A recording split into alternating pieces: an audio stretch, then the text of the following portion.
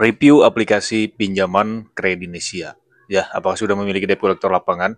Begitulah banyak pertanyaan dari nasabah akun pinjol yang galbay di aplikasi pinjaman Kredinesia.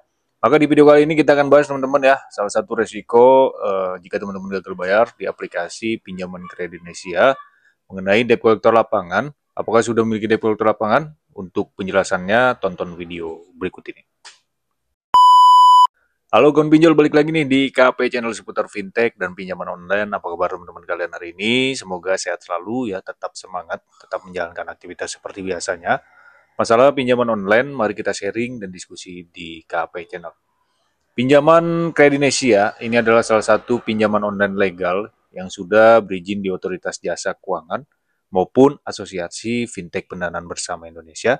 Artinya pinjaman di aplikasi Kredinesia ini adalah pinjaman legal.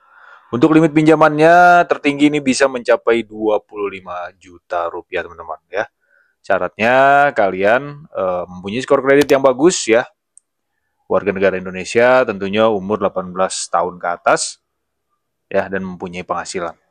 Nah, di aplikasi Kredinesia teman-teman mungkin banyak juga yang gagal bayar ya karena mengalami kendala telat bayar.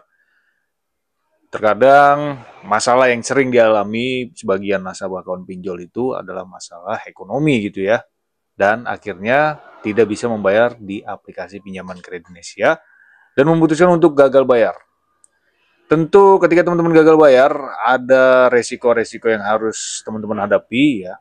Di sini gue akan menjelaskan update terbaru Oktober 2025 mengenai resiko yang harus kalian hadapi jika mengalami kendala gagal bayar di aplikasi pinjaman Kredinesia. Oke, yang pertama itu adalah tentunya telepon terus-menerus ya atau WhatsApp terus-menerus yang tiada hentinya kalian terima gitu ya. Karena sebelum jatuh tempo, pinjaman Kredinesia ini sangat gencar menagih kalian. Nah, setelah tidak adanya pembayaran atau tidak adanya respon ya, tentu ancaman selanjutnya itu mengenai debt collector lapangan. Ya, apakah di aplikasi Kredinesia ini sudah memiliki debt collector lapangan? Jawabannya adalah belum, teman-teman ya. Sampai saat ini tidak ada debt collector lapangan dari pinjaman Kredinesia. Artinya, pinjaman Kredinesia ini adalah pinjaman semi legal di mana hanya teror dan ancaman yang barbar saja untuk masalah FC lapangan atau debt collector lapangannya itu belum ada, teman-teman. Aman ya. Jadi meskipun teman-teman dikirimkan yang katanya debt collector mau ke rumah, mau ke RT atau RW, menuju lokasi, ya itu semata-mata cuma hoak dan cuma ancaman supaya kalian bisa membayar. Ya pada dasarnya dan kenyataannya atau faktanya, ya Kredinesia belum memiliki FC lapangan. Aman teman-teman ya. Nah untuk pesan yang dikirimkan, ya ini cukup barbar sekali teman-teman ya. Bahkan ada teror ya di mana dia bisa meneror ke luar kontak darurat, ke sosial media, ya bisa saja terjadi teman-teman. Karena di sini ada salah satu pengalaman dari nasabah yang galbay di aplikasi Kredinesia, kemudian dia dikirimkan teror melalui sosial media. Jadi acak-acak lah sosial media kalian jika kalian gagal bayar di aplikasi Kredinesia. Karena sebelum kalian mengajukan ada syarat dan persetujuan mengenai izin kontak, kemudian izin sosial media, ya jadi dia bisa tahu teman-teman. Ya dengan berbagai cara debt collector itu menagih nasabahnya supaya bisa membayar. Ya yang perlu teman-teman garis bawahi, Kredinesia belum memiliki FC lapangan, jadi aman buat kalian galbay. Nah untuk di sini bunganya terbilang cukup tinggi teman-teman ya. Dan ada juga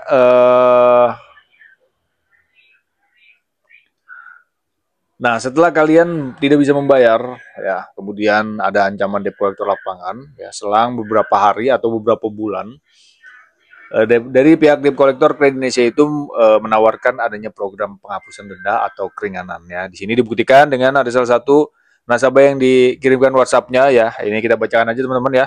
Selamat siang yang terhormat Bapak atau Ibu nasabah dari Kredinesia sampai di tanggal 8 Agustus 2025 ini pinjaman Anda di aplikasi Kredinesia masih belum ada pelunasan ataupun cicilannya. Kalau tidak mampu pelunasan, kami ada keringanan katanya ya, lunas pokok, potong denda 100%. Jadi mau apa yang Bapak atau Ibu mau bayar pelunasan, keringanan, atau cicilan, tolong direspon demi data diri Bapak atau Ibu di sini sebelum sampai ke slik OJK atau BI checking yang akan jadi masalah jangka panjang Bapak atau Ibu. Mengerti ya, kami tunggu pembayarannya di jam 3 sudah masuk. Terima kasih. Mohon direspon ya. Katanya jika malas merespon segera lakukan pembayaran di aplikasi agar kami tidak perlu melakukan perihal penagihannya. Jadi gitu teman-teman ya. Ini ancaman untuk masuk selik OJK atau BI checking. Ya, tentu untuk Redenesia sampai saat ini masalah selik dan BI checkingnya itu cuma ancaman belaka ya, jangan takut lah. Karena pinjaman sewa legal itu belum bekerja sama dengan bank-bank besar ya, kemungkinan untuk data kalian itu tetap masih aman dan masih terjaga. Nah, untuk program penghapusan denda atau keringanan atau restrukturisasi di aplikasi pinjaman Kredinesia memang benar adanya. Kalau misalkan kalian ingin bayar pokoknya saja, tentu bisa teman-teman, tapi harus bayar ke virtual account dari pihak aplikasi dan jangan sampai kalian bayar ke si debt kolektornya ya, karena banyak kasus nasabah yang bayar ke debt kolektornya, kemudian tagihannya tetap ya, jadi uangnya masuk ke debt kolektornya. Jangan sampai teman-teman ya, itu kalian bisa rugi ya. Oke. Mungkin segitu aja ya mengenai resiko-resiko yang harus teman-teman hadapi update terbaru Oktober 2025 mengenai gagal bayar di aplikasi pinjaman Kredinesia. Semoga bermanfaat. Sampai jumpa di video selanjutnya. Thank for watching dan salam. Bye-bye.